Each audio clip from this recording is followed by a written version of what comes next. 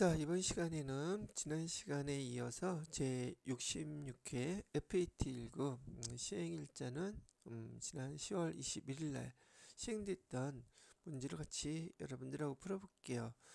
지난 시간에 이론 마무리가 됐으니까 이번 시간에는 실무 수행 파트를 여러분들하고 같이 한번 풀어보도록 하겠습니다. 자, 제 66회 FAT1급 여기다가는 7페이지로 해서 실무 수행평가 가야겠죠. 자, K푸드가 이번에 회사네요. K푸드 전통식품을 도소매하는 법인이라고 나와 있어요. 그리고 실무수행 1번 문제는 기초정보관리의 이해, 사업자 등록증에 의한 거래처 등록을 수정해달라고 나왔네요. 거래처 등록을 수정해달라고요. 해피식품 변경된 사업자 등록증을 사본받았다고 그랬는데 여기 주어진 항목과 그 다음에 프로그램에 있는 항목 비교해서 틀린 것들 수행과제를 보니까 아예 알려주고 있죠. 사업자 등록증의 변경 내용을 확인해서 대표자명 그다음에 담당자 메일 주소 수정하라고 2개 알려주고 있죠. 그렇게 한번 수행을 해보도록 하겠습니다. 자, 여러분이 다운받았던 기출문제에서 여기 실행 파일이 있죠. 실행 파일을 이제 실기 입력해야 되니까 프로그램을 실행시켜 주세요.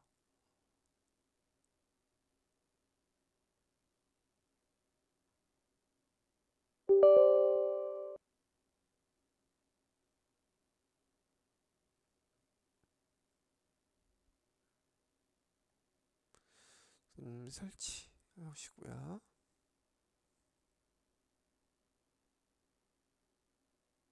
확인.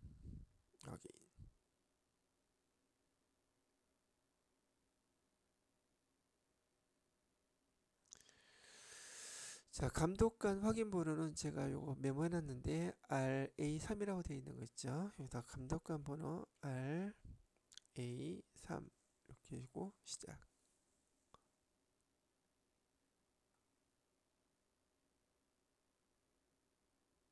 됐네요. 자, 우리 거래처를 좀 등록해야 된다 그랬었죠. 수정해 줘야 될 거. 거래처 등록 클릭하시고요. 그 다음에 해피식품이라 그랬었죠. 많으면 여기 있긴 한데 너무 많아서 순식간에 좀 헷갈리다 싶으면 여기 찾기. 자, 다시 여기 마우스 오른쪽 버튼 클릭하시고요. 찾기에서 해피 이렇게 찾아도 돼요. 여기 해피식품 나와 있죠. 여기서 수정해 달라고 했던 것이 대표자 명이라 그랬습니다. 대표자 명은 홍수빈이라고 되어 있죠. 여기서 홍수빈으로 해주시고요. 두 번째로는 담당자 이메일 주소는 어디 있나? 담당자 이메일 주소는 추가사항에 가시면은 담당자 메일 주소가 여기 있어요. 담당자 메일 주소를 해피 happy 해피 네이버닷컴 네이버닷컴으로 되어 있네요. 해피 네이버닷컴 이렇게 바꿔주시면 되겠습니다. 그래서 2가지 바꿔준 거 됐고요.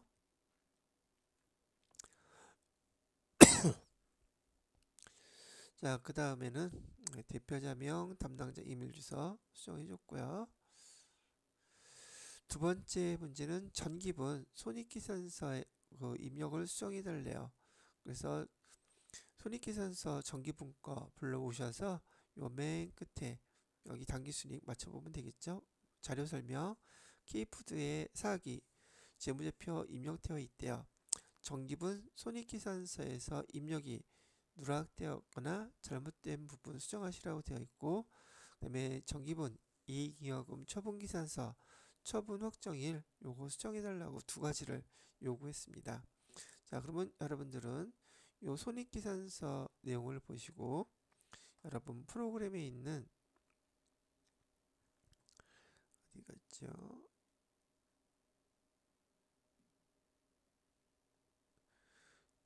손익계산서 전기분 손익계산서 클릭하시고요.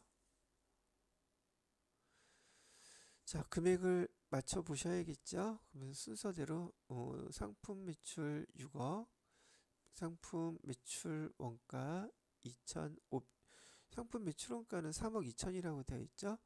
그런데 기초 상품 재고액 2,500, 그 다음에 단기 매입한 거 3억 8,500, 그 다음에 기말 상품 재고액 9천, 매출 원가는 3억 2천.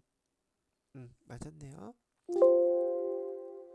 자, 그 다음에 급여부터 봐야겠죠. 급여 8,230만원, 그 다음에 여비교통비 350만원, 복리후생비 1,010만원도 맞고요. 접대비 520만원, 그 다음에 통신비 280만원, 세금과 공과 230만원, 감가상각비 590만원, 그 다음에 보험료 184만원, 그 다음에 차량 유지비 854만원, 그 다음에 교육훈련비 490만원, 그 다음에 건물 관리비 480만원, 이자 수익 320만원, 이자 비용 480만원. 요 금액 틀렸네요. 480만원. 그 다음에 법인세 비용, 법인세 등 500만원. 그래서 금액은 1억 4천인데 금액이 얼마가 지금 차이 나죠? 또 잘못 못 찾은 게 있나? 다시 한번 볼게요. 6억, 3억 2천, 급여 8,230, 1,110, 여비교통비 350, 접대비 520,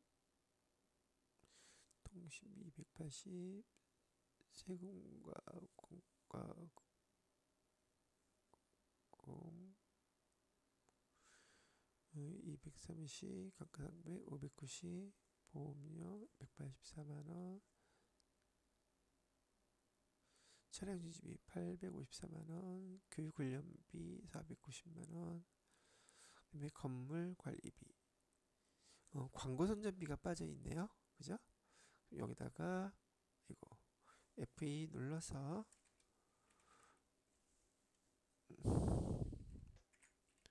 광고 선전비 해주시고 80만원이 누락되어 있었어요. 이렇게 하면 당기순이익이 1억 4,042만원. 예, 딱 맞췄죠. 자, 그럼 순이익계산서는 이걸로 수정이 끝났고요. 그 다음에 요구했던 게 정기분 이익잉여금 처분계산서 요 내역에서 처분 확정일자라고 돼 있죠. 처분 확정일자를 2023년 여기는 3월 30일로 되어 있는데 2023년 2월 23일로 이렇게 바꿔달라는 얘기예요. 됐습니다. 됐죠?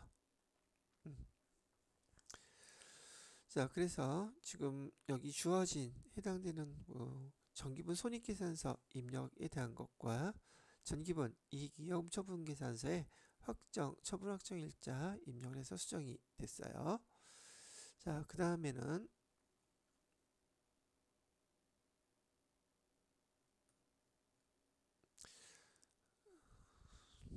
자, 거래자료 입력 문제죠. 첫 번째 문제는 기타 일반 거래라고 되어 있고요. 여기 1월분 급여 대장이 나와 있네요. 그래서 자료 설명을 보니까 날짜는 1월 25일 날짜로 영업부에 1월분 급여 신한은행 보통 예금 계좌에서 이체해서 지급했다 그래요. 자, 요거는 어떻게 정리를 해 주시냐 하면은요. 자, 우선 기본급, 직책수당, 지급합계 나와 있죠. 여기 회사에서 급여로 지급해야 되는 이 합계 금액 이유야 어떻게 됐든 간에 이거 다 급여 항목이 된단 말이죠. 그래서 여기 차변에다가 급여라고 해놓고 금액은 320만원 이렇게 해주시면 돼요. 그 다음에 대변에다가는 여기 공제되는 금액과 차인지 금액이 있죠. 여기 소득세, 지방소득세, 국민연금, 건강보험, 고용보험, 장기요양보험, 공제액 합계 요거죠. 요거를 갖다가 직원들의 급여에서 요만큼을 미리 빼놓는 거예요. 왜? 이런 것들을 직원들 대신해서 납부를 해줘야 되니까. 근데 이때 납부해줄 때 계정은 예수금이라는 계정으로 써주기로 배우셨어요. 43만 3,200원 이렇게 써주시면 되고요. 자, 그 다음에 차인지 금액은 보통예금 기자에서 직원들의 계좌로 다 이체를 했다는 얘기니까 276만 6,800원 이렇게 하게 되면 거래 자료에 대한 붕괴가 이렇게 된 거예요. 물론 요 보통예금에는 신한은행이라고는 거래처 반드시 입력하셔야 되겠죠. 날짜를 1월 25일 날짜로 입력을 해보도록 하시겠습니다. 일반 전표 입력 클릭하셔서요. 1월 25일 이렇게 해주시고 차별에다가는 급여에서 800번대 급여 사용하셔야 되죠. 금액은 320만원. 그 다음에 대변에다가는 예수금에서 금액은 43만 3,200원. 그 다음에 보통예금 거래처는 신한은행이라 그랬어요. 이렇게 해서 276만 6,800원 이렇게 입력해 달라는 문제였었습니다. 자, 두 번째는 약속어음 수취거래라고 되어 있죠. 날짜 2월 13일 거래인데 내용을 보니까 지우식품에 대한 상품 외상대금 중 일부를 전자음으로 받았대요. 상품을 팔고 외상매출금으로 발생했던 것 중에서 전자음을 1,100만원짜리 수취했다는 얘기네요. 그래서 거래자료 입력하래요. 거래자료는 상품을 팔고 그 다음에 상품 외상매출금이죠. 외상매출금 중에서 여기 어음으로 받았으니까 여기 거래 자료는 이렇게 입력해야 되겠죠. 차변에다가는 어음을 받았으니 받을 어음 이렇게 해주시고 거래처는 여기 지우식품 써주셔야 되고요. 금액은 1,100만원. 그죠? 이거 어음을 왜 받았어요? 외상매출 대금 대신 받은 거니까 외상매출금은 감소해야 되겠죠. 외상매출금 똑같이 지우식품 해주시고요. 그 다음에 금액은 똑같이 1,100만원 이렇게 입력을 해주시면 돼요. 우선 첫 번째 수행과제가 거래자료 입력하라고 했으니까 이렇게 입력을 먼저 해주겠습니다. 그래서 날짜는 2월 13일 차변에다가는 받을 해갖고서는 지우식품 1,100만원 대변에다가는 외상매출금이 지금 빠져나간 거죠. 지우식품 똑같고요. 1,100만원. 자, 이렇게 해주시게 되면 여러분들이 거래 자료는 입력이 끝났고 그 다음에 보시게 되면 자금 관련 정보 받으러옴 현황에 반영하래요. 받으러옴의 현황에 반영하는 방법은 받으러옴 요 셀에다가 커서 갖다 클릭하시고요. F3 키를 누르시면 여기 어음 상태가 나오죠. 받았으니까 됐고, 자, 어음 종류는 전자어음이라고 했어요. 여기 보시면 전자어음 6번이라고 되어 있죠. 어음 번호는 보고 직접 입력해 주셔야지 돼요. 어음 번호는 004 2023 0213 1234 5678 9 수취구분은 자수로 되어 있고요. 그 다음에 발행일 2023년 2월 13일 만기일은 2023년 5월 13일로 되어 있죠. 지급은행은 국민은행으로 되어 있네요. 국민은행 지점은 강남지점 강남 이렇게 하면 받으러 현황에다가 반영을 다 하셨어요. 자, 간혹 가다가 외상매출금 커서 여기다 갖다 놓고 F3을 누르면 엉뚱한 게 나온다고 그러시는 분들이 있는데, 여기 선택할 때는요, 바드럼 요걸 클릭하신 다음에 여기 F3을 눌러야지 바드럼 현황 요 자료가 뜨게 된다는 거 다시 한번 확인해 주세요. 자, 그래서 약속 수취거래에 대한 것도 한번 입력을 해 보셨고요. 혹시나 아까 입력했던 자료 중에서 여기 번호, 일렬 번호하고 만기 일자 여기 있는 거, 지급지, 지급 장소, 은행 여기 있는 거 확인하신 거예요. 자, 세 번째 문제는 여기 단기 매매 증권을 구입 또는 매각을 했다고 나와 있는데, 주식 매매 내역서를 보니까 여기 매도 금액 920만원, 매수 금액 8만원, 800만원, 정상 금액 920만원, 그래서 손익 120만원 이렇게 나와 있죠. 회사는 신성 델타. 자, 내용을 보시게 되면 보통 이금 수협은행이라고 되어 있네요. 주식 매각 대금 입금. 그래서 여기 920만원 들어와 있는 거 나와 있네요. 자, 날짜는 3월 21일 날로 하고요. 단기 매매 목적으로 보유하고 있던 신성 델타 주식, 단기 매매 목적으로 보유하고 있는 유가증권은 단기 매매 증권이라고 쓰기로 우리 배웠죠. 장부가액은 800만 원이었대요. 자, 그러면 우선 참고 삼아 처음에 여기 단기 매매 증권을 취득했을 때, 샀을 때의 분기는 어떻게 되어 있었을까? 차변에다가는 단기 매매 증권 해서 800만 원. 그다음에 대변에다가는 뭐 보통 예금에서 이체했다고 가정합시다. 보통 예금 800만 원 이렇게 되어 있었겠죠. 그런데 얘를 지금 3월 21일 날 매각을 했어요. 그래서 조금 전에 보니까 여기 통장에 여기 차변에 보통 예금으로 920만 원 이렇게 들어왔대요. 보통 예금은 어디 은행이라 그랬어요? 수협이라 그랬었죠. 잊어버리시면 안 되고요. 참고로 거래처 수협 이거 빼먹으면 글쎄요, 여기 감점 1점이라고 이렇게 되어 있었는데, 그다음에 우리가 갖고 있던 여기 단기 매매 증권은 처분을 해서 팔았으니까 없어졌겠죠. 그럼 감소시켜 줘야 되죠.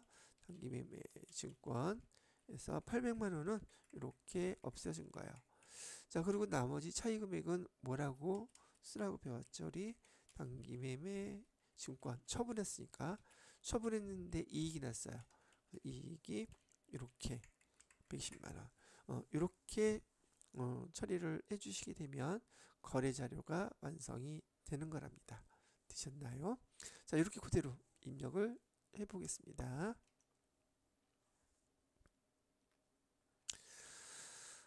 날짜는 3월 21일이고요. 차변에다가는 보통예금에서 돈이 들어왔죠. 근데 여기는 수협이라고 그랬어요. 수협 보통은행으로 920만원. 대변에다가는 단기매매 증권이 빠져나갔죠. 얼마짜리? 800만원짜리. 그 다음에 여기 단기 매매 증권 여기 처분이 나와있죠. 단기 매매 증권 처분이익 해서 120만원. 네, 이렇게 입력해 주시면 되는 거였었어요. 자, 됐고요. 그 다음 거를 또 한번 보도록 할까요? 자, 네 번째 문제는 통장 사본에 의한 거래 입력. 카드 이용대금 명세서가 나와 있고요. 3월달 이용대금 명세서 165만 원을 입금하라고 되어 있습니다. 자, 그래서 4월 10일 여기 모두카드 165만 원이 결제가 돼서 나갔죠. 자료 설명을 보면 모두카드의 3월분 이용대금을 기업은행 보통예금 계좌에서 이체 지급했다. 회사에서는 주로 뭐 개인도 마찬가지지만 신용카드 사용하고 일정한 날에 결제일에 이렇게 보통예금 통장에서 이체돼서 나가는 거 알 수 있죠? 자, 그러면 일단 4월 10일 날 요 거래 입력하기 전에 보통 3월 달에 발생했던 신용카드를 사용하게 되면 대부분 우리 이렇게 배웠잖아요. 차변에 예를 들어서 뭐 복리후생비, 직원들 회식했을 때 복리후생비 또는 뭐 접대비 또는 무슨 물건을 샀을 때 사무용품비 뭐 비품도 살 수 있죠. 비품 중에서 뭐 선풍기 뭐 이런 것들이 있다 그러면 카드로 살 수 있는 것들은 아주 많단 말이죠. 그런데 이 대금을 결제할 때 신용카드를 사용했다면 우리는 미지급금 그다음에 카드사를 갖다가 이렇게 해서 미지급금으로 계속 쌓아 놓았던 금액이 3월 달께 총 집계된 금액이 얼마였냐면 165만 원 이렇게 되어 있었다는 뜻이에요. 그런데 얘를 갖다가 결제일을 10일로 했나 보죠. 그래서 4월 10일 날 신용카드로 사용했던 합계 총 금액이 165만 원이었는데 차변에 미지급금 165만 원 이렇게 해주시고 미지급금 카드사가 어디라고 얘기를 했나요? 모두카드라고 돼 있죠. 미지급금 거래처 모두카드 써주시고 대변에다가는 보통예금에서 이체됐다 그랬어요. 보통예금은 기업은행이라고 그랬죠. 은행으로 해서 165만원 이렇게 거래자료를 입력해달라는 뜻이에요. 그래서 대부분 회사에서는 이런 일들이 매달 필수적으로 발생되는 항목이기 때문에 이런 회계 처리를 여러분이 아는지 모르는지 그걸 물어본 문제라고 보시면 되겠습니다. 자, 4월 10일 날짜로 이렇게 거래 자료를 입력해 보도록 할게요. 날짜는 4월 10일. 그래서 9분. 차변에다가는 미지급금이라고 해주셔야 되겠고, 여기는 모두 카드라고 했었죠. 그 다음에 165만원. 대변에다가는 보통예금. 이거는 기업은행에서 이체했다 그랬죠. 이렇게요. 그래서 이렇게 입력해서 지금 네 번째 그 수행 문제를 입력을 했어요. 거래 자료를 입력을 했습니다. 자, 됐나요? 오케이. 자, 거래 자료가 입력이 끝났고 다섯 번째는 증빙에 의한 전표 입력인데 보니까 현금 영수증이네요. 그 내용을 볼까요? 매출 거래처에 제공할 기념품 현금으로 구입했대네요. 그리고 현금 영수증을 받았어요. 그렇죠? 자, 접대비 혹시나 뭐 그런 분들은 뭐 거의 없으시리라 생각하는데 혹시나 하는 노파심에 여기 현금 영수증 나왔다고 해서 우리가 배웠던 FAT 1급에서 배운 항목 중에서요. 우리가 매입, 매출, 전표, 입력이라는 걸 배웠단 말이죠. 다음 파트에서 시험 문제 나오겠지만 그런데 이 매입, 매출 전표에다가 입력해야 되는 그런 전표들은 적격 증빙인 경우 또는 법정 증빙 서류인 경우 여기에 뭐뭐가 있었냐면 세금 계산서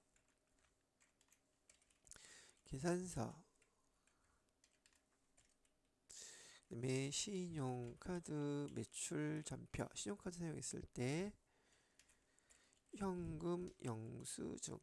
자, 이렇게 우리가 배웠던 적격증빙은 크게 네 가지가 있는데 얘네들은 매입 매출 전표에다가 입력해야 된다고 배웠단 말이죠.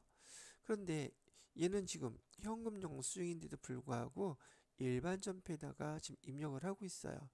왜 일반 전표에다가 입력할까? 우리가 배운 것 중에서 매입 매출 전표에다가 입력할 때 말이에요. 여기 매입 매출 전표에다가 입력할 때 이 세금 계산서 중에서도 매입 세금 계산서가 불공사항일 경우 공제해주지 매입세액을 공제해주지 않는 거래의 증빙서류인 경우에는 우리가 코드번호 54번으로 표시했던 거 기억나시죠? 바로 이 불공사항은 뭘로 배웠느냐면 첫 번째 세금계산서의 필요적 기재사항 오류나 누락이 된 세금계산서일 경우, 두 번째는 사업과 무관한 그런 증빙서류인 경우, 세 번째로는 소형 수용차 1000cc 이상인 경우 사용된 비용들, 네 번째 접대비인 경우, 다섯 번째 면세 사업에 관련된 경우, 여섯 번째 토지와 관련된 증빙서류 세금계산서를 받으면 다 불공 처리하세요. 즉 매입세액을 공제해주지 않습니다라는 걸 배우셨을 거예요. 세금계산서를 이 불공과 관련된 사항으로 세금계산서 받으면 매입세액 다 공제 안 해준다는 뜻이에요. 그러면 신용카드나 현금영수증으로 불공에 관련된 사항을 우리가 비용으로 지출하면 그때 나오는 매입세액, 여기서는 이런 것들 공제해 줄까요? 당연히 공제 안 해주죠. 세금계산서 받았을 때도 신용카드나 현금영수증으로 지출을 했을 때에도 불공사항과 관련돼 있다면 매입세액은 다 공제해주지 않습니다. 공통이란 말이죠. 그런데 세금계산서는 매입매출전표 입력에다가 입력할 수 있고 얘를 불공 처리할 수 있는 코드번호가 있어요. 그런데 여기 신용카드나 현금영수증인 경우에는 매입매출전표에다가 입력하면서 불공 처리할 수 있는 코드가 없어요. 이 불공 코드 54번은 오로지 매입 세금계산서에만 적용되는 거예요.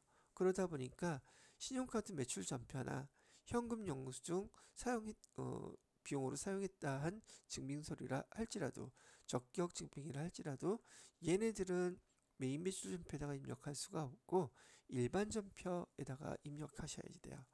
그래서 일반 전표 입력에다가 입력을 해주셔야 되고 부가세는 표시 안 하고 여기 공급대가 이 금액만 입력을 똑같이 해주는 거예요. 여기서 보시면 증빙서류가 현금영수증이죠. 그런데도 일반 전표에다가 거래자료를 입력한단 말이에요. 어디까지 다 포함해서 세액까지 포함해서 공급대가로. 여기는 왜요? 이 현금영수증 이 불공사항에서 지금 뭐와 관련이 되어 있나요? 바로 요 접대비와 관련돼 있죠. 그래서 접대비와 관련된 여기 증빙서류 일반 전표 입력에다가 그래서 입력하는 것이다. 이렇게 알아두시면 돼요. 실무에서 업무에서 많이 여러분들 기초 신입사원들이 틀리는 항목 중에 하나가 이거예요. 여러 가지 많이 틀리거든요. 주의해서 업무 볼 수 있도록 하시고 시험 문제에서도 그런 것 때문에 많이 출제를 한답니다. 정확히 알고 있으라고요. 자, 그럼 이 자료 그대로 입력해 보면 되겠죠. 자, 날짜는 4월 24일이고요. 매출거래처 재고가니까 차변의 접대비, 대변에는 현금 이렇게 쓰시면 되겠네요. 출금전표를 쓰면 되겠죠. 날짜 4월 24일 날짜로 이 내용을 한번 입력해 보도록 하겠습니다.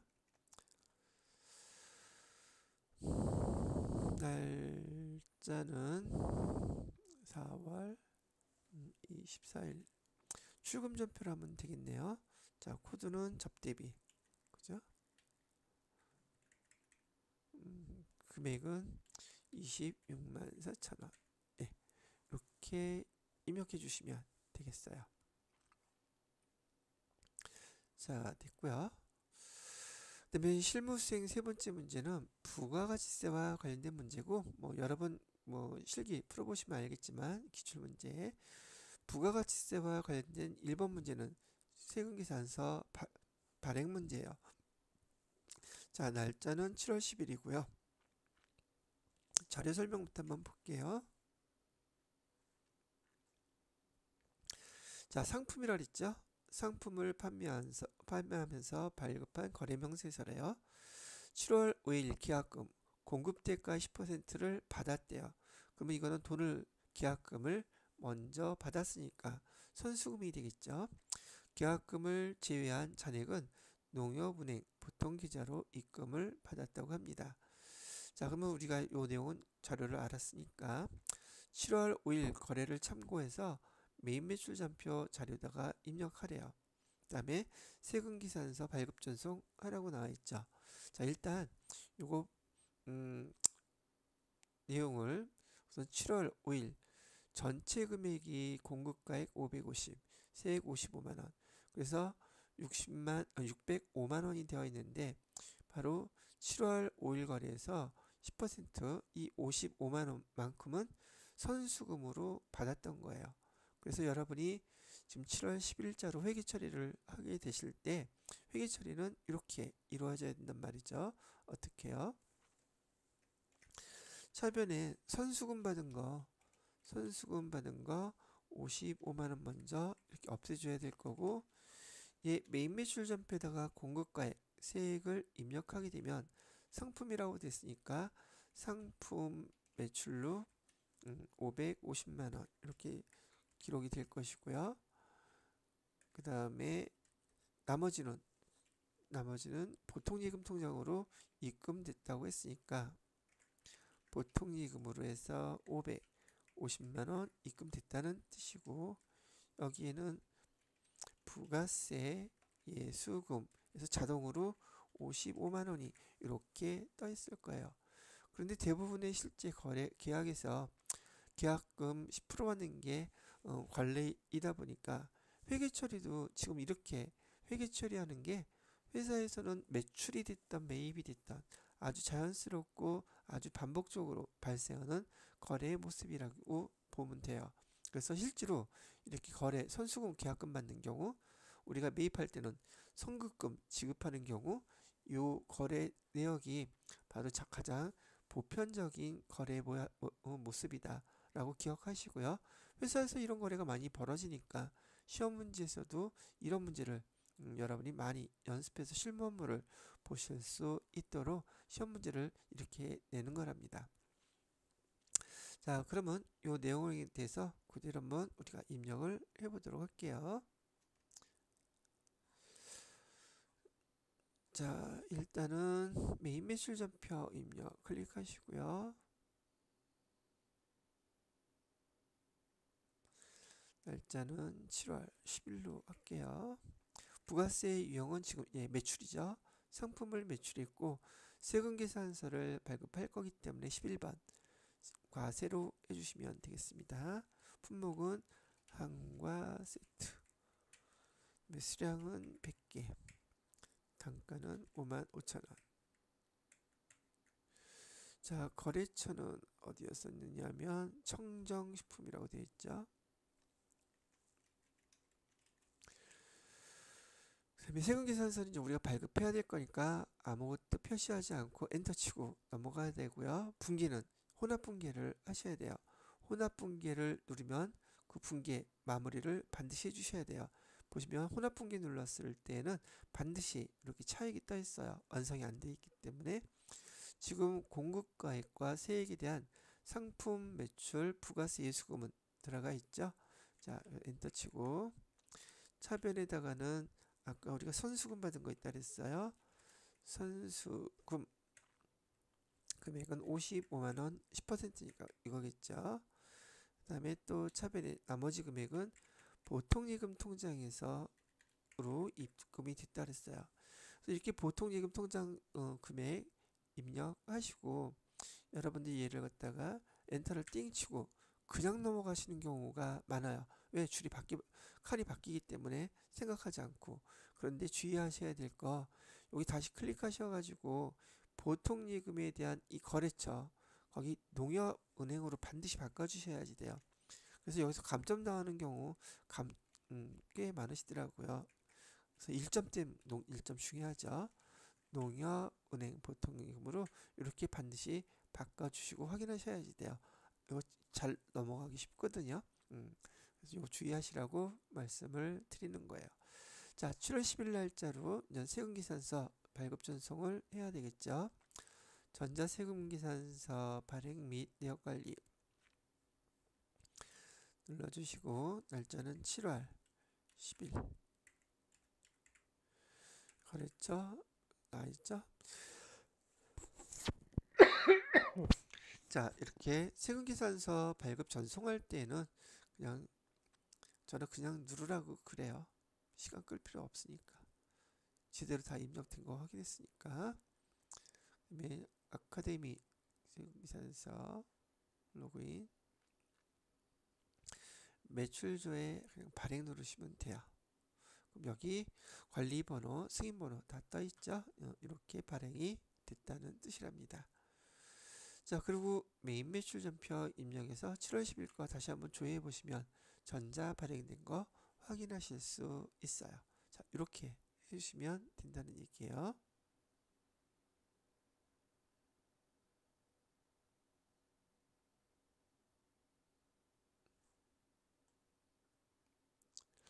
아, 잠깐만. 근데 제가 요거 하나 잘못했네요.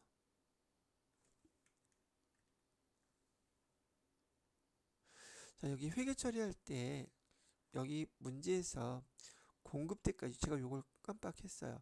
공급대가의 10%를 받았다고 하면 공급대가는 여기 공급가액과 세액을 합친 금액이죠. 여기 605만 원에 10%면 60만 5천 원이라고 써야 되는데 제가 55만 원을 썼네요. 순간적으로 착각을 했어요. 여기 회계 처리할 때 선승으로 받은 금액이 60만 5천 원이에요. 이렇게. 그 다음에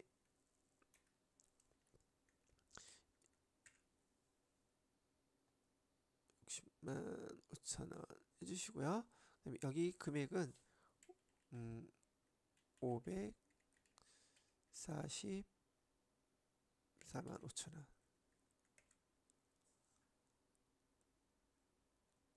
분기가 이렇게 돼야 돼요. 저 순간적으로 착각을 했네요. 그래서 공급대가의 10% 나머지는 보통예금으로 이체됐다. 이렇게 써주시면 되겠습니다.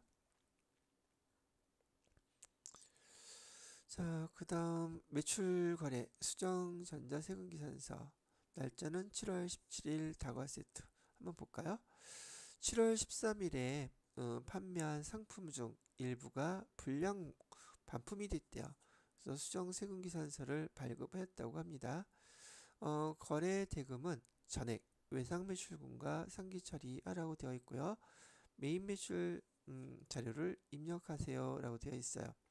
자, 그러면 요거는 이 똑같은 내용의 그 수정 세금 계산서를 그대로 발급해 주면 되겠죠.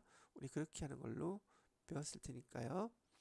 자, 그래서 여기 클릭하신 다음에 날짜는 7월 17일 거래로 해주시고요. 유형 11번 매출 반품받은 거니까 이렇게 해주시고 여기 다과 세트 뭐 반품이라고 써도 되고요. 반품 받은 금액이 잠깐만 35만 단가에서 35만 원이었죠. 수량이 7개네요. 그대로 써주시면 되겠어요. 수량은 7개였었고요. 그 다음에 한 개당 단가는 5만 원, 35만 원 되겠고요. 거래처는 예림. 자, 세금계산서는 발급했다고 했으니까 전자입력으로 해주시고요. 이 발생한 금액은 외상대금과 전액 상계라 그랬으니까 2번 눌러서 여기 외상매출금 마이너스를 해서 이렇게 발급을 해주시게 되면 딱 맞아 떨어지겠죠. 이렇게 해주시면 돼요. 자, 요게 이제 수정 전자세금계산서 항목에 대한 자료를 메인 매출 전표에다가 입력을 해 준 거랍니다. 자, 그 다음에는 세 번째 매입거래가 나와 있네요. 매입거래는 신용카드 매출 전표이고 뭘 매입했나 봤더니 영업부 과장이 신상품 홍보를 위해서 출장지에서 숙박비를 결제하고 숙박비래요. 받은 신용카드 매출 전표래요. 뭐 말은 맞지만 출장 가서 숙박비 썼다는 얘기잖아요. 출장 가서 숙박비를 쓰게 되면 여비 교통비라고 쓰시면 돼요. 여기다 그냥 메인 매출 전표 자료 입력해서 회계 처리할 때요. 차변에다가 숙박비 낸 것은 차변에다가 여비 교통비라고 쓰시고요. 여비 교통비는 9만원이라고 되어 있죠. 그리고 여기 부가세 예수금 나와 있어요. 대급금 부가세 대급금에서 9만 9천 원 이렇게 써주시면 돼요. 대변에다가는 카드로 했으니까 미지급금 그다음에 금액은 9만 9천 원. 카드사는 어디에? 삼성카드 거래처 삼성카드 이렇게 입력해 달라는 말이죠. 뭐 내용 그렇게 어려운 내용은 아니죠. 자 그래서 여기 8월 8일 날 날짜로 입력을 해볼게요.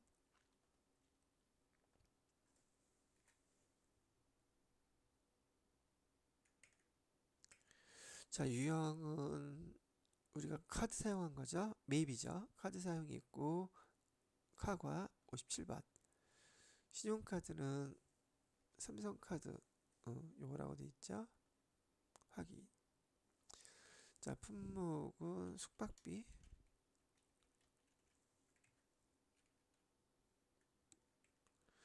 공급 대가를 입력하면 금액이 나눠지겠죠. 99,000원 그럼 공급가에 9만원 부가세 9,000원 나눠질 거고 자 거래처명은 다도해라고 되어 있네요.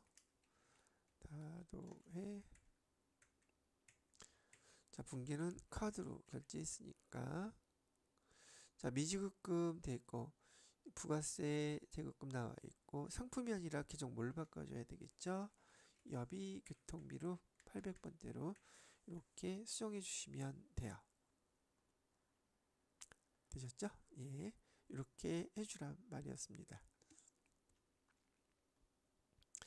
자, 그 다음에 네 번째 매출거래 이번에는 전자계산서 면세 품목이네요. 날짜는 8월 15일 된장이라고 되어 있고요. 자, 거래자료 내용을 읽어보게 되면 면세 상품이라고 되어 있네요. 판매하면서 전자계산서 발급하고 대금은 기업은행 보통예금 계좌로 입금받았대요.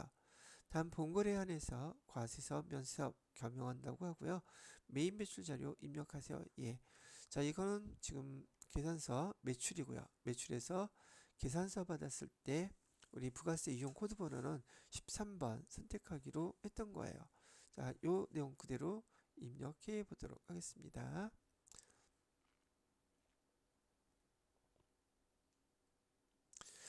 자, 여기 날짜는 8월 15일로 해주시고요. 네, 부가세 유형은 지금 매출이라 그랬죠. 그리고 증빙서류가 계산서예요. 그럼 면세죠. 요거 선택하셔야 되고 된장 해주시고 수량은 200개 단가는 5,000원. 자 거래처는 독도식품. 자 계산서 발급했고요. 분기는 혼합분기로 누르셔야겠네요. 자 상품 매출 맞죠? 그 다음에 차변에다가는 지금 보통예금 계좌로 입금이 됐대요. 보통예금 계좌로 100만원 입금이 됐고 그냥 엔터 치고 넘어가면 안되죠. 다시 클릭하셔서 보통예금 100만원 거래처 여기 기업은행으로 반드시 바꿔주셔야 돼요. 기업은행 보통예금 통장으로 여기서 여러분들이 거래처 잘못 넘어가서 감점되는 경우 많다고 제가 여러 번 말씀드렸어요. 시험 보고 오신 분들이 요거 빼먹어서 1점 때문에 떨어지신 분도 있기 때문에 제가 말씀을 자꾸 반복해서 해드리는 거랍니다. 자, 그 다음에 자료가 또 뭐 있나 봤더니 이번에는 매입 거래래요. 근데 증빙서류가 매입에서 전자세금계산서예요. 근데 여러분 시험 문제 FAT 1급에서 빠지지 않고 출제되는 거 바로 이 매입세금계산서예요. 매입세금계산서 한번 보도록 할게요. 무슨 말인지. 날짜는 9월 1일 국제클린 본사 건물 청소해달라고 의뢰를 했대요. 그 다음에 전자세금계산서 받았다고 하네요. 대금은 전액 9월 말까지 지급하기. 돈 아직 지급 안 했네요. 자, 그럼 청소하고 돈 지급하는 거는 미지급금일 것이고요. 그 다음에 건물 청소비 보시니까 전자세금계산서 거래는 전자입력으로 하고요. 세금계산서 받은 거니까. 그 다음에 건물 관리비로 회계 처리를 해주세요 라고 되어 있네요. 자, 그럼 그대로 한번 입력을 해보도록 합시다. 날짜는 9월 1일 날짜로 해주시면 되겠고, 유형은 매입 세금계산서인데 51번 과세로 해야 되겠죠. 뭐 매입 세금계산서 받았을 때 여러분들은 그 세금계산 증빙서류 매입에서 과세에 해당되는지 54번 불공에 해당되는지 두 개를 구분하실 수 있으셔야 돼요. 아까 설명드렸던 이론 시간에도 설명드렸던 불공사항 반드시 암기가 되어 있어야지 매입 세금계산서 받았을 때 불공을 택할지 과세를 택할지 알 수 있다는 얘기죠. 자, 얘는 불공사항 아니니까 과세라고 입력해 주시면 되고, 품목은 건물 청소비 해주세요. 공급가액은 60만원. 자, 거래처는 국제클린. 세금계산서 발급받았고요. 분기는 뭐 혼합으로 또 해야 되겠죠. 자, 우리가 상품 받은 게 상품이 아니라 건물 관리비로 해달라 했단 말이에요. 건물 관리비 계정으로 해주시고요. 그 다음에 대변에다가는 지금 돈 9월달 말에 주기로 했으니까 미지급금 해주시고 금액은 66만원 이렇게 해서 국제클린 이렇게 처리를 해주시면 되겠습니다. 됐죠? 자, 이렇게까지 입력을 하셔가지고 여기 매입 거래에 대한 전자세금계산서 입력을 같이 한번 해봤습니다. 자, 6번 문제는 부가가치세 신고서에 의한 회계처리라고 되어 있고, 거래일자는 8월 11일 날 53만 9천원이 맡기신 금액. 세무서에서 돈이 들어왔네요. 이거는 우리가 납부한 게 아니라 얘는 환급받은 거죠. 환급받은 거 어떻게 됐나 한번 보도록 할게요. 일기 부가가치세 확정신고 환급세액이 수협 보통예금계좌에 입금됐대요. 6월 30일 입력된 일반전표 참고해서 환급세액을 회계처리하세요. 그런데 이 부가가치세 납부 환급 회계처리는 매입매출전표가 아니라 일반전표에서 입력하시라는 거 알고 계시죠? 자, 6월 30일 여기 회계처리 보게 되면은 분기한 거 좀 이따 같이 조회를 할 건데요. 이렇게 돼 있겠죠. 보편적으로 차변에 부가세 예수금 부가가치세 신고서를 보고 얼마 쓰여져 있을 것이고요. 대변에는 부가세 대급금이라고 해서 얼마 이렇게 쓰여져 있을 거예요. 그래서 부가세 예수금과 부가세 대급금의 차가 우리가 오히려 납부할 금액보다 받아야 될 금액, 즉 예수금보다 부가세 대급금이 더 많았던 거야. 우리가 납부한 게. 그래서 요 금액만큼은 우리가 돈을 환급 받을 때 계정은 미수금이라고 그냥 써놔요. 미수금에다가 서대문 세무서 거래처 써놔도 되고요. 문제서 요구하면 미수금 53만 9천원 이렇게 되어 있을 거란 말이죠. 그래서 8월 11일이 됐을 때 세무서에서 우리한테 보통 예금으로 여기 지금 수협이죠. 수협은행으로 53만 9천원 이렇게 보내준 거예요. 그 다음에 대변에다가는 여기 미수금 받을 거 있던 거 이제 받았으니까 얘를 감소시켜 줘야 되죠. 미수금 53만 9천원 뭐 서대문 세무서 거래처 쓰셔도 되고요. 이렇게 지금 8월 11일 날 회계 처리를 해달라고 얘기를 하는 것이랍니다. 자, 그러면 6월 30일 거래 한번 조회하고 이렇게 입력을 해보도록 할게요. 자, 일반 전표 입력 클릭하시고 6월 30일 조회를 해보시게 되면 여기 미수금하고 서대문 세무서 거래처 나와 있죠? 요거 그대로 따라서 입력해 주셔야지 돼요. 53만 9천 원. 그러면 우리는 요 그대로 8월 11일이죠. 8월 11일 날짜로 차변에다가 보통예금 계정은 수협은행이라고 했죠. 수협 보통은행 계정으로 53만 9천 원 들어온 거 그대로 써주시고, 대변에는 미수금이라고 되어 있었죠. 미수금, 그 다음에 거래처는 서대문 세무서 있었죠. 53만 9천 원. 네, 이렇게 입력을 해주시게 되면은 문제에서 요구했던 항목으로 이렇게 회계 처리를 마무리한 게 되겠습니다. 부가가치세 신고서에 의한 회계 처리가 이렇게 마무리가 됐습니다. 됐죠? 자, 그 다음에 실무 수행 네 번째 문제.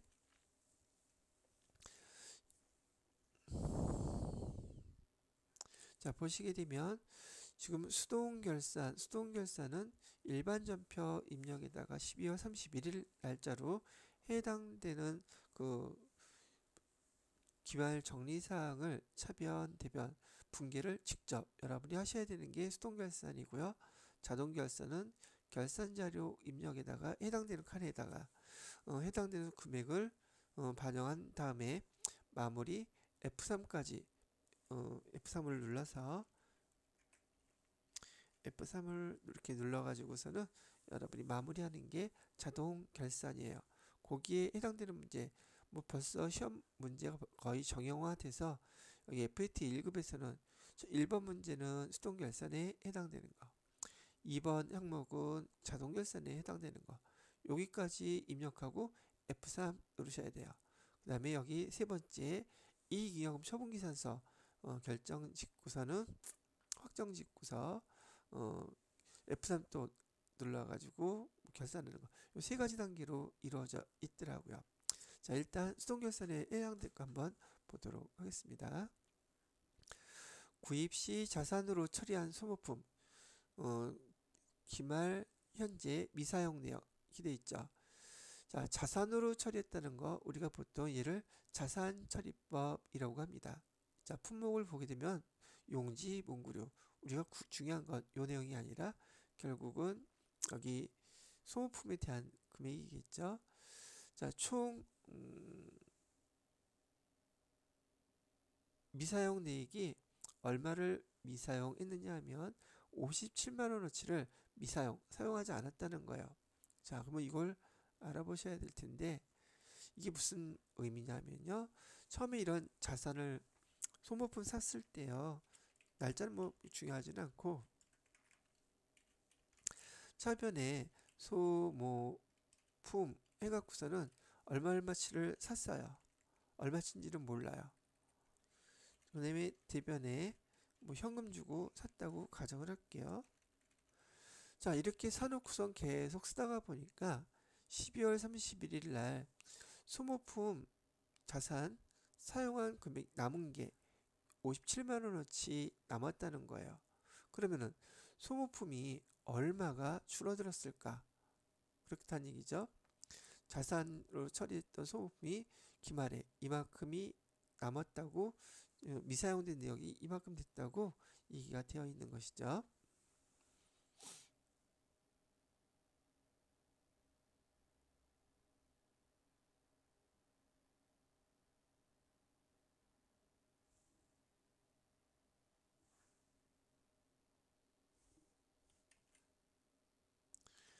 자, 여기 우선 다시 소모품에서 얼마 이렇게 기록한 것이고, 대변에는 현금으로 얼마 지금 이렇게 되어 있었던 것인데, 현재 차변에다가 소모품비 얼마 대변에다가는 소모품 얼마. 자, 우리가 그 소모품을 취득할 때 말이죠. 자산 기정인 소모품 기정으로 이렇게 기록하는 방법을 우리는 자산 처리법이라고 부릅니다. 그래서 소모품이 지금 남아있는 현황을 갖다가 가르쳐 주고 있는데,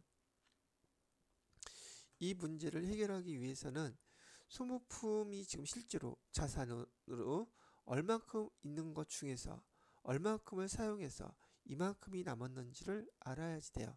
근데 여기에서는 이제 이 문제만 갖고서는 소모품이 처음에 지금 현재 12월 30일 현재 소모품이 얼마라고 기록되어 있었는데 얼마를 사용해서 57만 원이 남게 됐는지 그 내역은 알 수가 없단 말이죠. 그래서 이 문제 같은 경우에는 지금 소모품 자산 기정이 얼마큼 남아있는지를 확인하기 위해서 재무상태표에서 12월 31일 또는 계정별 원장에서 소모품이라는 계정의 자산이 현재 소모품이라는 자산이 얼마가 있는지를 조회해서 알은 다음에 요 회계 처리를 해 주셔야 된단 말이죠. 예를 들어서 이 조회를 해봤더니 그 금액이 100만 원, 지금 소모품이라는 자산 기정에 소모품이 100만 원 있었다고 한다면 여기 소모품 자산 100만 원어치 산 것 중에서 얼마만큼을 사용한 걸까? 57만 원어치 남아있다는 얘기는 43만 원어치를 사용했다는 뜻이죠. 소모품 자산 중에서 43만 원어치를 사용했기 때문에 여기 현재 남아있는 게 57만 원이라는 뜻이에요. 그럼 여기는 소모품 얼마를 사용했다고, 소모품이 얼마 감소했다고 써야 되겠느냐는 거죠. 43만 원 이렇게 써주셔야지 된다는 얘기예요. 그러면 자산 100에서 43을 사용했으니 사용한 것만큼은 비용 처리를 해줘야 되겠죠. 그래서 똑같이 금액은 43만 원 이렇게 하고 자산 처리법일 때 12월 31일 남아있는 소모품에 대해서 회계 처리를 이런 식으로 하는 거예요. 반면에 처음에 이렇게 소모품을 취득했을 때 비용으로 기록하는 거, 얘를 비용 처리법이라고 부르는데요. 얘는 똑같은 의미로 차변에 소모품비 100만 원어치 샀을 때 얘를 다 비용 처리한 거예요. 그리고 대변에 현금 100만 원 이렇게 처리했다고 가정을 해보자고요.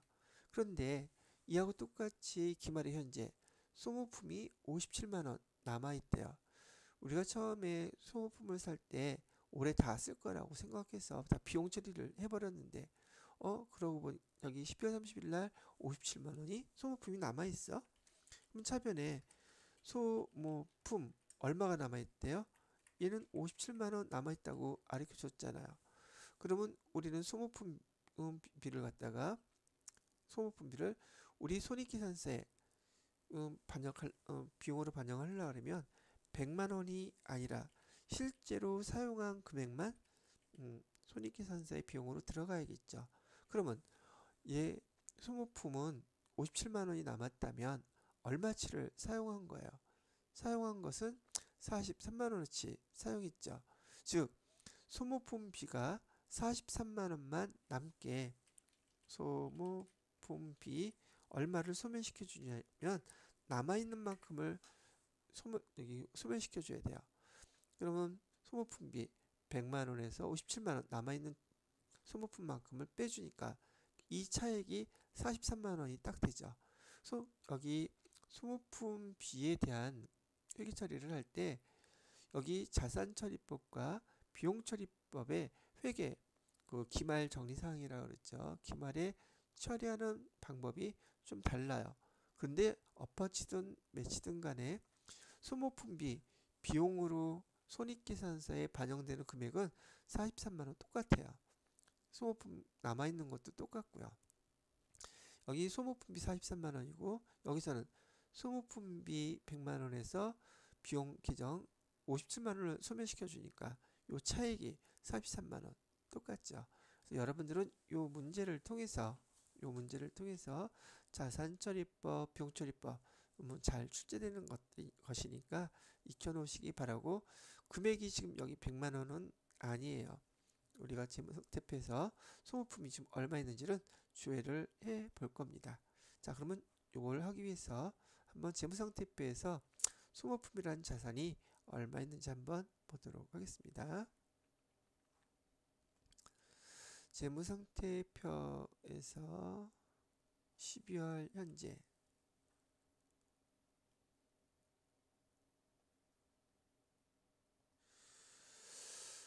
소모품 여기 있네요. 소모품이 200만원 있다고 나와 있어요. 그죠? 좀 보셨습니까? 일반전표 입력해서 12월 31일자로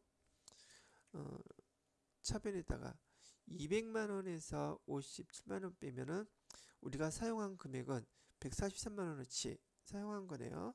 그래서 소모품비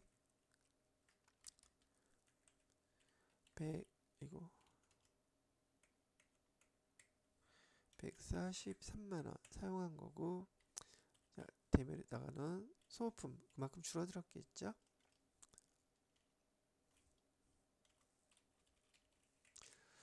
소모품 200만원어치 사갖고 왔던 것 중에서 143만원어치 사용했습니다. 이렇게 하게 되면은 사용한 비용 이렇게 될 거고, 소모품 남아있는 차액 잔액 57만원어치 딱 남겠지요. 자, 그래서 여기를 한번 이렇게 확인을 해봤어요. 자, 두 번째로는 기말 상품 재고액 2,600만원이 있대요. 얘는 결산 자료 입력, 여기에서 입력해 주셔야 되죠. 1월부터 12월까지 해주시고요. 확인 눌러주시면 되겠고요. 기말 상품 재고액에다가 2,600만원 입력해 주시면 된다는 얘기. 자, 끝났으니까 여기 전표 추가 F3 누르시면 돼요. 자, 그래서 일반 전표 입력해서 보시면 결산 분기 추가돼서 여기 마감되어 있는 거 보시겠죠?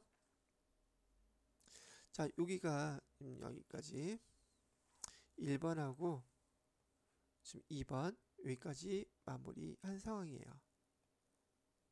오케이?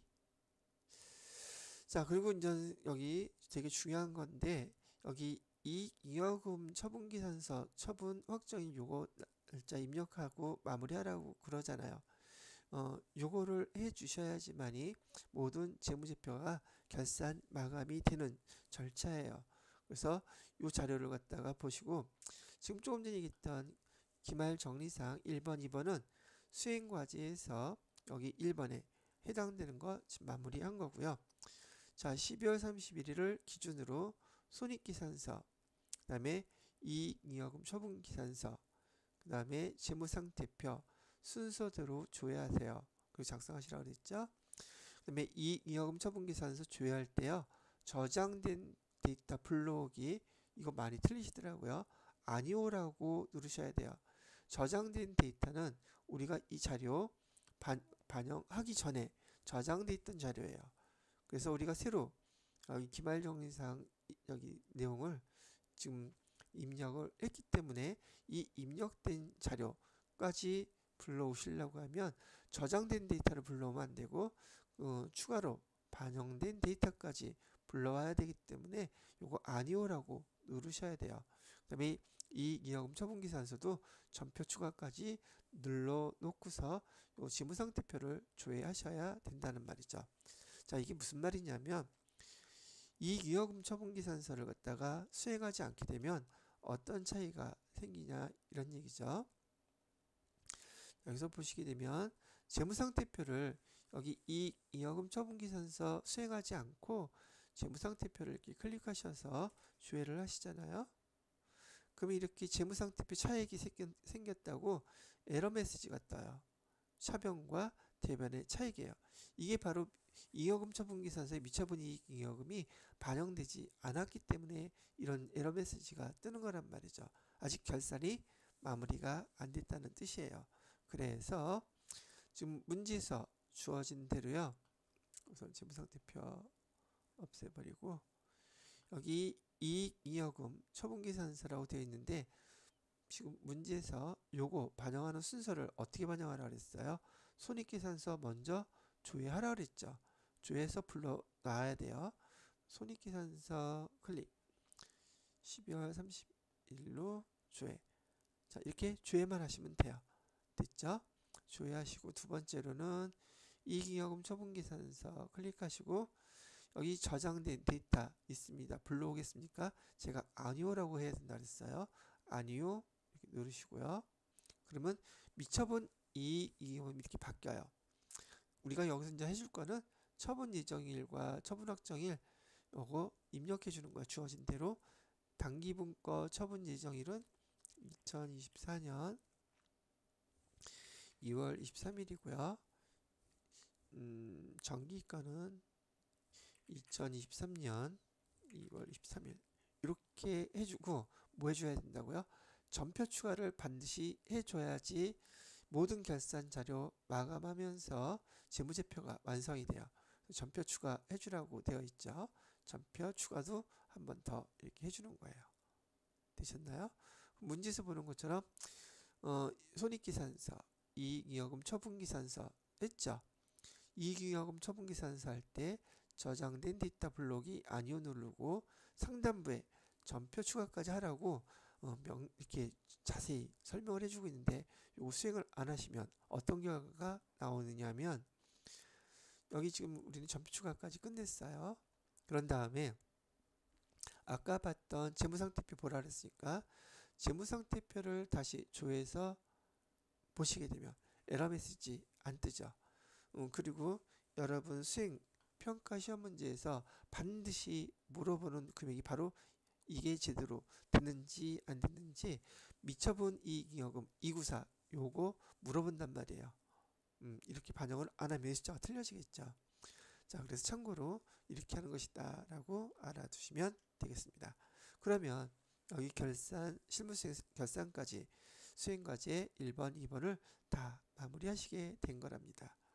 자, 여기까지 하고 자, 이제부터는 평가 문제, 실무수행 평가 물어보는 질문들을 보면서 하나씩 답변을 해보도록 할게요. 잠깐 좀 쉬었다 가야겠네요.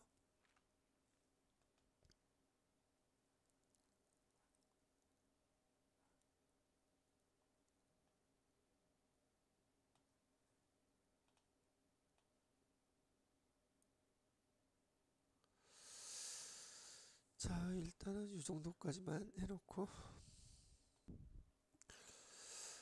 자, 그래서 평가 문제에 대해서 11번 문제부터 하나씩 맞춰보도록 하겠습니다. 자, 11번은 평가 문제 거래처 등록 조회라고 1, 2, 3, 4번 나와 있죠. 1, 2, 3, 4번에 대해서 다음 거래처 관련 내용으로 옳지 않은 거 찾아보래요. 우리 아까 거래처 등록했던 거 해피식품 이렇게 놔두고요. 우선 거래처 등록과 관련돼서 카드 거래처, 매출 관련 거래처, 카드 거래처를 봐야겠죠. 여기 카드 거래처 클릭하고 매출 다 매입이라고 되어 있는데 매출은 이거 하나네요. 그죠? 한 개이다. 맞는 말이고요. 두 번째 금융거래처. 금융거래처 중에서 3. 예금의 종류가 차입인 거래가 두 개다. 예금의 종류가 차입인 거래 두 개네요. 이것도 맞는 말이죠. 세 번째 일반거래처 핵비식품 일반거래처 여기 아까 했던 거 찾는 방법 빨리 하려면 이렇게 찾기 눌러서 찾으셔도 되고요. 해피거래처의 대표자명이 이영채이다. 아까 홍수빈으로 바꿨죠? 요게 답이네요. 이거 틀렸으니까. 네 번째 일반거래처 핵비식품 담당자 이메일 주소는 여기 추가사항에 가셔서 해피라고 아까 수정해 줬죠? 네, 맞죠? 그래서 11번 같은 경우에는 3번이 내용으로 옳지 않은 것이네요. 12번 문제는 일기표를 조회하는 문제예요. 그래서 일기표, 월기표를 조회해 주시고요.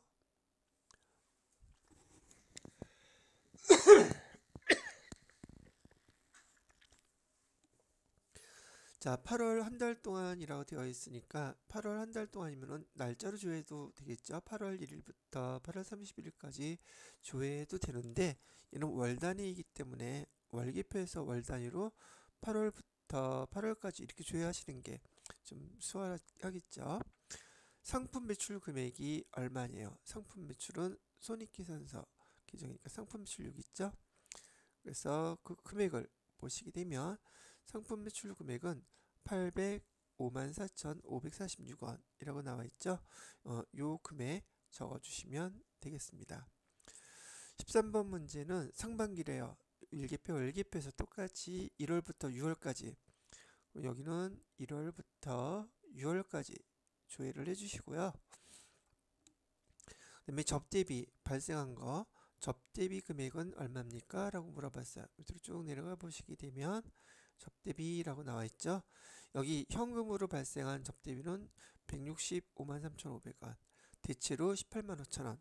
그래서 여러분이 답을 해야 될 금액은 여기 183만 8,500원. 요거 답하시면 되겠습니다. 자, 그 다음에 14번 문제를 보시게 되면 이번에는 하반기라고 나와 있어요. 7월부터 12월까지 발생한 판관비 중에서 계정별 금액이 옳지 않은 거 찾아달라고 그러네요. 계정별 금액이 옳지 않은 거 여기다 이만큼 놓고요. 날짜를 7월부터 12월까지 조회를 하시고요. 판관비 쭉 내려가시면 여기 판관비라고 되어 있죠. 금액 잔액이 옳지 않은 게 어떤 건가 보자고요. 자, 급여는 6,034만 9천원 맞죠?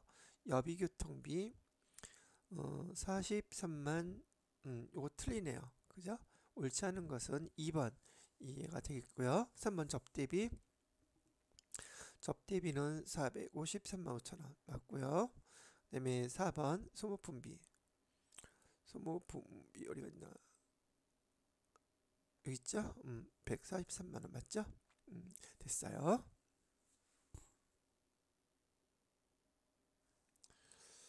자, 그 다음에 15번 문제부터 볼까요? 15번 문제는 합계전액 시산표에서 답을 해달라고 하네요. 그래서 합계전액 시산표는 어디 있나 봤더니 여기 있죠. 합계전액 시산표 클릭해 주시고요.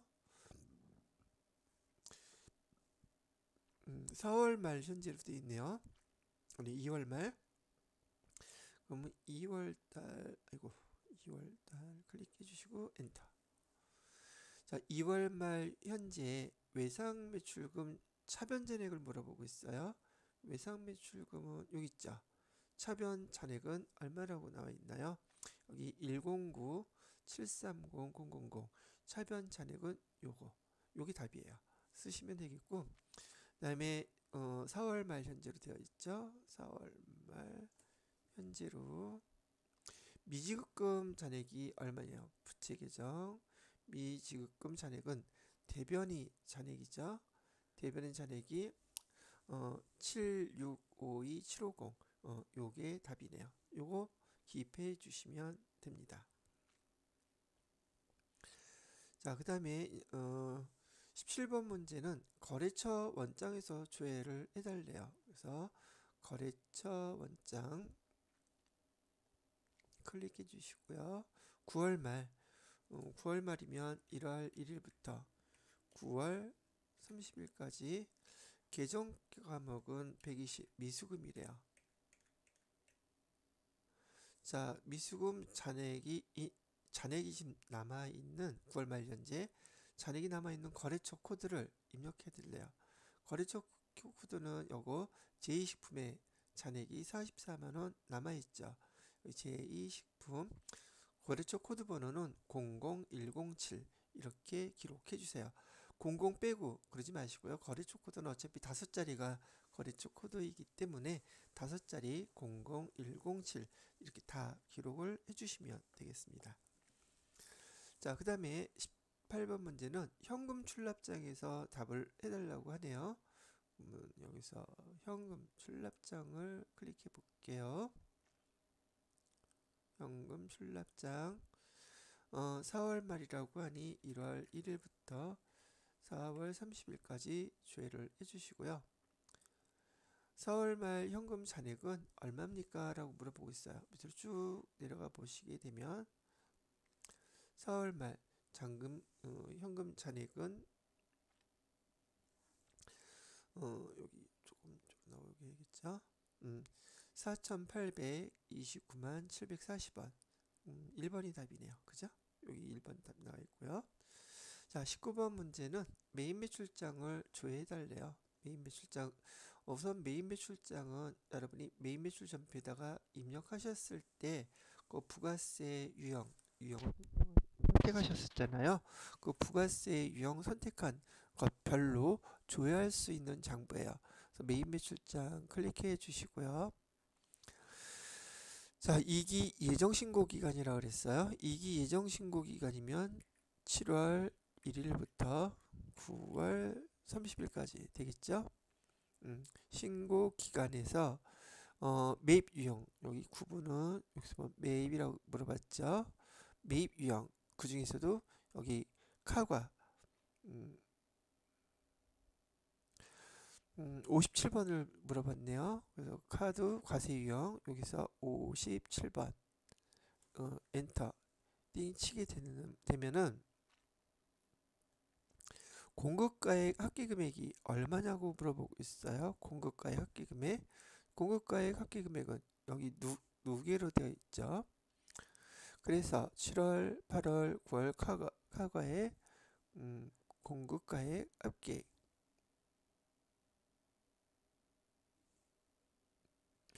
공급가액 합계액이 여기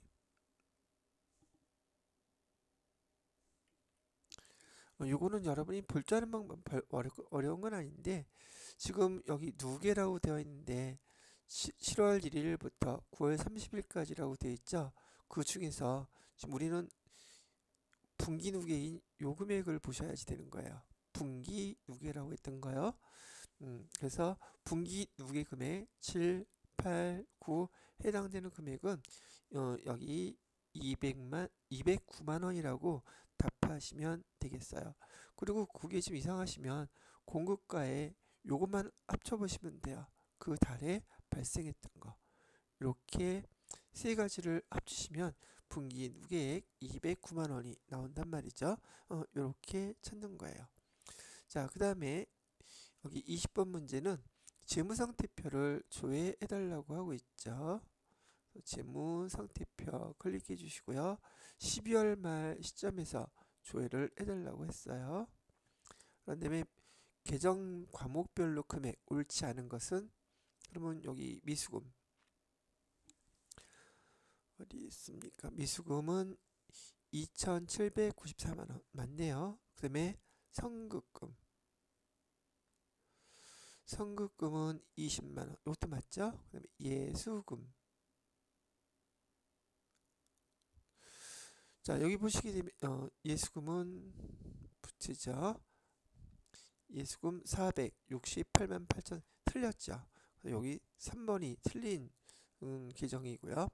그 다음에 선수금은 656만 5천원. 예, 맞죠. 자, 이렇게 해서 여기서 20번 문제까지 같이 한번 풀어봤고요. 다음 21번 문제는 12월 말에 단기매매증권 잔액이 얼마냐요? 단기매매증권 어디 있을까? 여기 있네요. 800만원. 금액은 800만원이라고 써주시면 되겠습니다. 자, 그 다음에 재무상태표에서 아까 얘기했던 12월 말 2월 이익잉여금 또는 미처분 이익잉여금 여기 물어보고 있죠. 밑으로 쭉 내려가시게 되면 여기 미처분 이익잉여금 얘가 재무상태표에서는 2월 이익잉여금이라고 또 불러요. 금액은 2억 9,400 나와 있는 거 1번이 답이겠네요. 그죠? 그 그다음에 손익계산서 조회하는 문제네요. 손익계산서 클릭해 보시고 엔터. 손익계산서 단기에 발생한 상품 매출 원가 단기거 물어보고 있죠. 요거 상품 매출 원가 단기거 2억 3,674만 8천원, 요 74만 8,500원 요 금액 적어주시면 되겠고요. 손익 계산서 조회에서 전기 대비 비용의 증가 감소 내용이 옳지 않은 거 찾아보래요. 이건 계산기 좀 두들기긴 하셔야겠네요. 그죠? 여비교통비 한번 볼까요? 전기 대비 여비교통비. 전기에는 350만 원이었는데 단기에 발생한 여비교통비는 지금 148만 얼마 나와 있죠? 141만 8천 원. 계산기 눌러봐야지 되나? 350만. 이게 시간 끌기 위한 문제인 것 같아요. 이거 할 때는 다른 것부터 하는 게 낫지 않을까? 시간이 충분하지 않다면. 자, 208만 1,400원. 예, 맞네요. 두 번째, 광고 선전비 볼까요? 광고 선전비는 80만 원이었는데 지금 805만 5,560원. 그러면 금액이 얼마가 증가했냐면 725만 5,560원. 예, 맞죠? 그다음에 세 번째 관리비 480만 원이었는데 60만 원이니까 420만 원이 지금 감소했죠? 420만 원 맞고요. 그다음에 이자 비용.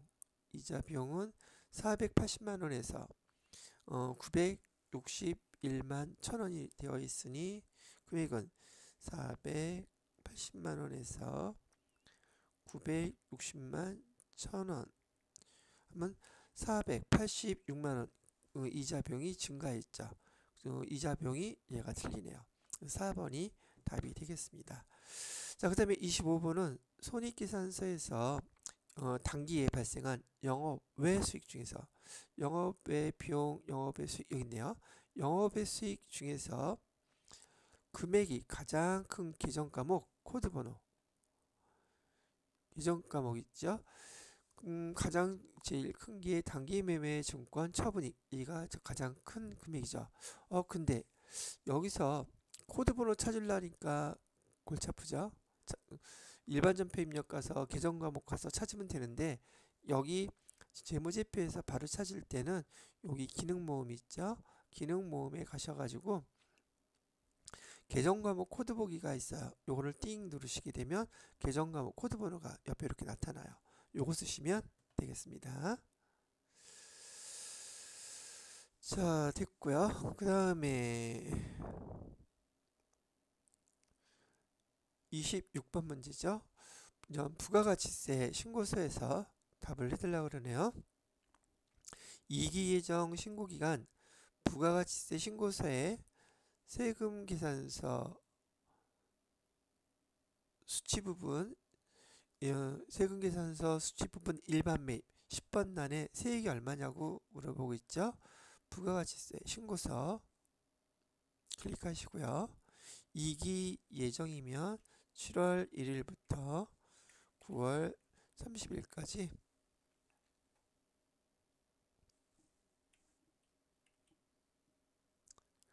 이 항목에서요. 여기 문제에서 세금 계산서 수치 부분, 세금 계산서 수치 부분 매입에서 나와 있는 거 보이시죠?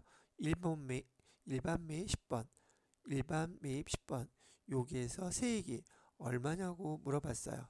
188만 5천원 요거 답해달라는 얘기였답니다. 그 다음에 27번 문제는 세금 계산서 합계표를 줘야달래요.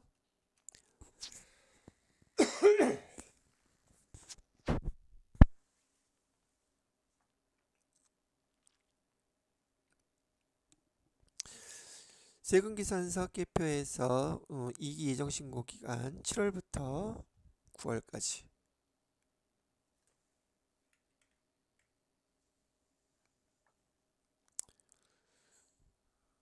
자, 전자 매출 세금계산서 여기 전자 매출 세금계산서 매수 몇 매라고 나와 있나요?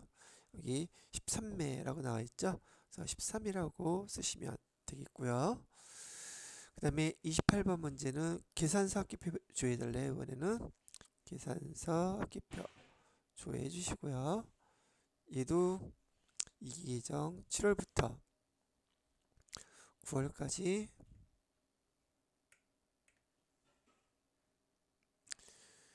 전자매출 계산서에 공급가액 물어보겠죠. 전자매출 계산서에 공급가액 240만원이 답이네요. 240만원이라고 적어주시면 돼요. 그 다음에 29번 문제는 예적금 현황 조회를 물어보고 있어요. 예적금 자금관리에서 예적금 현황 날짜는 6월 말 현재로 물어보고 있네요. 6월 30일. 자, 옳지 않은 거 찾는 거예요. 농협은행이 어딨죠? 여기요. 4,627만 4천원 맞죠? 그 다음에 신한은행 1억 5,676만 7,200원 맞죠? 그 다음에 수협은행 1억 4,099만 6,800원 이것도 맞네요. 그 다음에 기업은행 4,800 이거 틀리죠? 4번이 답이에요. 자, 이번 마지막 문제인가 봐요. 받으러 온 현황을 조회를 해달래요. 이 받으러 온 현황 조회하시고요. 조회 구분은 일별로 해달래요. 그 다음에 만기일은 2023년 1월 1일부터 2023년 12월 31일까지.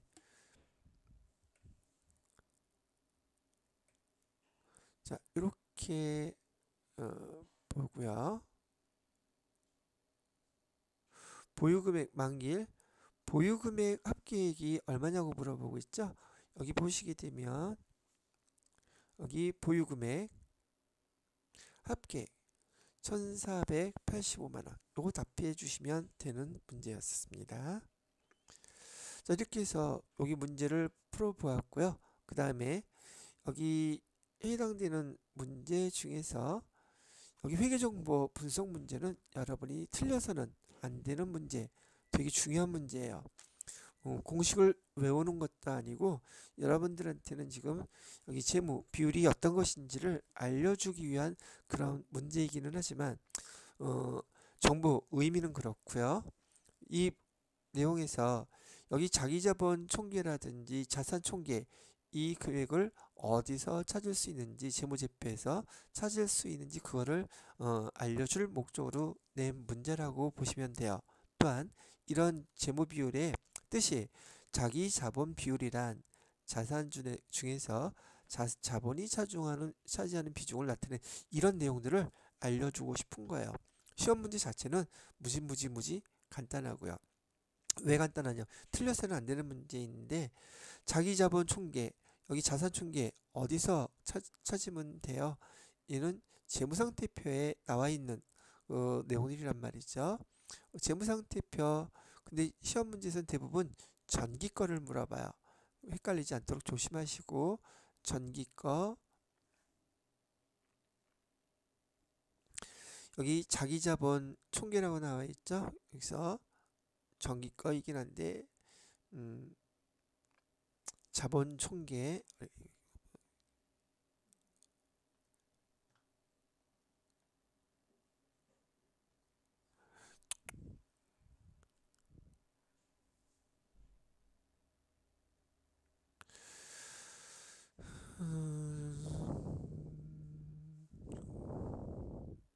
보시고 여기 자기자본 총계라서 자본 총계라고 해서 여기 전기 거 나와 있는 거 보이시나요?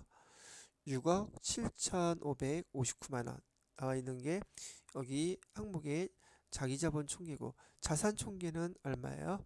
여기 자산 총계 8억 6,559만원이 나와 있죠? 요거 찾을 줄 알면 돼요. 그러면 여기에다가 제가 써놓을 때요.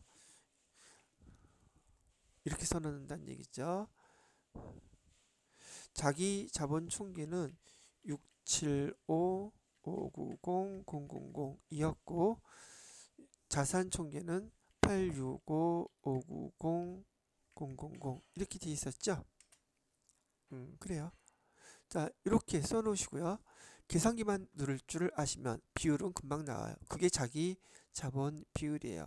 계산기를 누르실 때 억 단위 다 누를 필요 없어요. 자, 계산기 한번 눌러보세요. 같이 675부터 분자죠. 675부터 누르세요. 675. 그 다음에 나누기 865 요거 누르세요. 865. 그런 다음에 백분율로 나타내야 되니까 곱하기 100 이렇게 누르시게 되면 78점 몇 퍼센트 이렇게 나와요. 그러면 그 근사치에 해당되는 거 이거밖에 없죠. 그래서 2번이 답이 되는 거랍니다. 아시겠죠? 더 정확하게 누르려면 670 이거 전체 다 누르고 나누기 그 다음에 이거 곱하기 100 이렇게 누르면 더 정확하게 나오겠죠. 근데 이 정도만 계산할 줄 아셔도 틀리지 않고 문제를 맞추실 수 있을 거라고 생각이 들어요.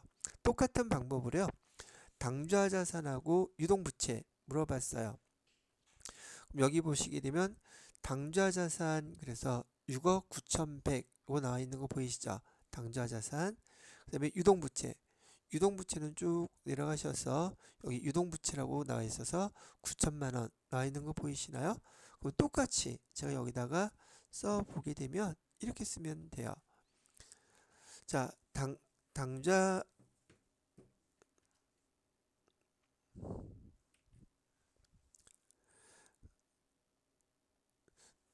자산은 6억 9,147만 6,800원 이렇게 하시면 되겠고요. 그 다음에 유동부채는 얼마였었어요? 9천만 원이었었잖아요. 그래서 요거를 계산할 때는 계산기로 691 요거 누르시고요. 계산기 691 나누기 똑같이 여기 90만 쓰시면 되겠죠. 90 곱하기 100 이렇게 해주면 767 정도 나오는데 그러면 요게 답이네요. 이렇게 계산을 하셔서 일단 틀리지 않도록 계산을 하시고요. 여기 재무제표에서 재무 비율 분석할 때 당좌 비율이라는 게 무슨 뜻인지 위에서 뭐 등등 비율이 그 비율에 대한 내용들을 학습하시면서 익혀 놓으시기 바랍니다. 일단은 중요한 건 정확하게 입력해서 틀리지 않는 게 중요하겠죠. 자, 이렇게 해서 여기 66회에 대한 FAT 19 실기 실무 수행 문제까지 여러분들하고 한번 쭉 같이 풀어보았습니다. 자, 다음번에 또 다음 시간에 뵙도록 할게요.